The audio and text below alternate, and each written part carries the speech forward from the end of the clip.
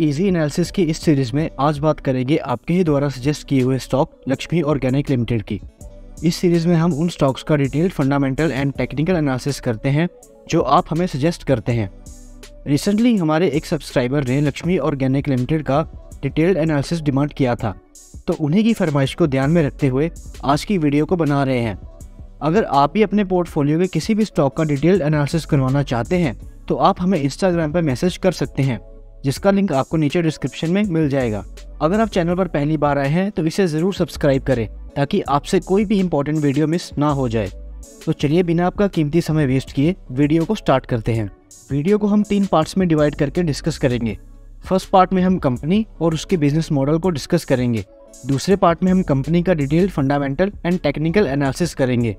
और third part यानी कि वीडियो के लास्ट पार्ट में कंक्लूड करेंगे कि क्या आपको इस स्टॉक में इन्वेस्ट करना चाहिए या नहीं, और अगर आपने ऑलरेडी इन्वेस्ट किया हुआ है तो आगे इसको लेकर आपकी क्या अप्रोच होनी चाहिए। लक्ष्मी ऑर्गेनिक्स साल 1989 में एस्टैब्लिश की गई थी और ये company ethyl acetate, acetic acetate और डाइकेटिन डेरिवेटिव प्रोडक्ट्स को मैन्युफैक्चर करती है। लक्ष्मी ऑर्गेनिक इंडिया की एकलौती ऐसी कंपनी है जो डाइकेटिन डेरिवेटिव को मैन्युफैक्चर करती है। डाइकेटिन डेरिवेटिव्स एग्रीकल्चर और फार्मा इंडस्ट्री में बहुत यूज़ किया जाता है। इसके अलावा लक्ष्मी ऑर्गेनिक के products ink, paint, coating, printing, dyes, artificial flavours और परफ्यूम्स बनाने में भी यूज़ होता है। मोटा मोटा समझे तो इस कंपनी के प्रोडक्ट्स हर उस इंडस्ट्री में यूज़ होते हैं जिनकी डिमांड कभी कम हो ही नहीं सकती।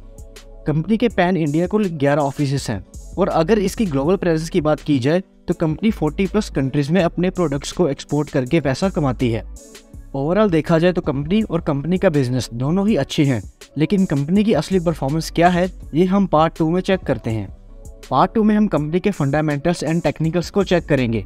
फंडामेंटल एनालिसिस में बेसिकली इन 10 चीज़ों पर ही फोकस करेंगे जो आपको स्क्रीन के ऊपर दिख रही हैं। अगर कंपनी के पीई रेशियो की बात करूं तो वो है 43, और अगर इंडस्ट्री के एवरेज पीई की बात करूं तो वो है 25, यानी कि स्टॉक का प्राइस अभी अपने सेक्टर की बाकी कंपनीज के मुकाबले थोड़ा महंगा है। अगर कंपनी की अच्छी ग्रोथ हो रही हो तो उस केस में कंपनी की हाई पीई रेशियो होना कोई बुरी बात नहीं है। अगर कंपनी की ग्रोथ की बात की जाए तो उसके लिए हम पेग रेशियो को देखते हैं, और जिन कंपनीज की पेग रेशियो 1 या उससे कम होती है तो उसे अंडरवैल्यूड कंपनी माना जाता है। और लक्ष्मी ऑर्गेनिक की पेग रेशियो है 1.45, यानी कि कंपनी की ग्रोथ अपनी पीई को अच्छे से जस्टिफाई नहीं कर पा रही है।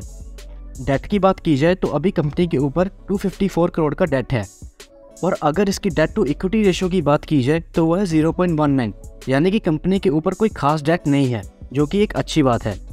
कंपनी के ऊपर जितनी लाइबिलिटीज़ हैं उससे लगभग 3 गुना ज़्यादा कंपनी के पास एसेट्स हैं, जो कि अपने आप में एक बहुत अच्छी बात है। कंपनी की अगर पीयर स्टेटमेंट देखें तो कंपनी एनुअली अच्छा परफॉर्म कर रही है।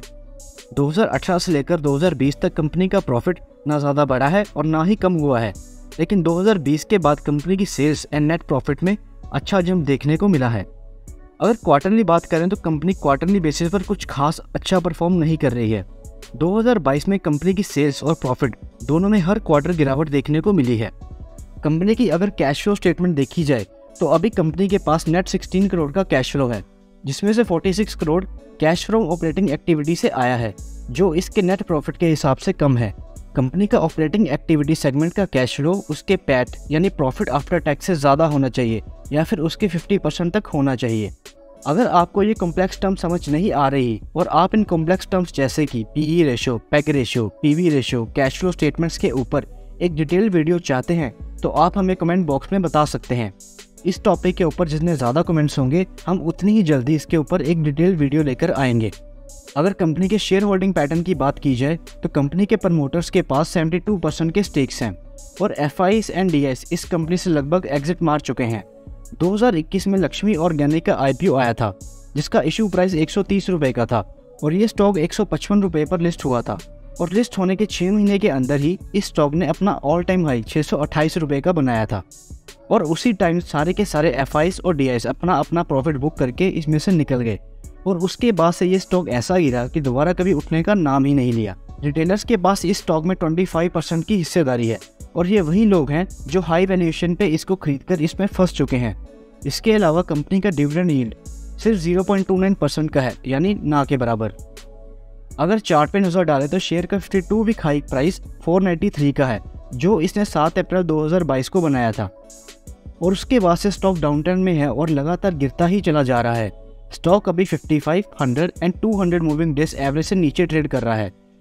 हाल ही में स्टॉक ने 220 के लेवल पर एक छोटा सा सपोर्ट लिया है, जिसकी रेजिस्टेंस 260 की है। अगर प्राइस 260 से ऊपर जाता है तो कुछ हद तक इस स्टॉक में तेजी देखने को मिल सकती है, लेकिन वो तेजी कहां और कब थम जाए कुछ कहा नहीं जा सकता। इस स्टॉक में तेजी आने के चांसेस तब है जब प्राइस 200 डेज मूविंग एवरेज के ऊपर जाएगा।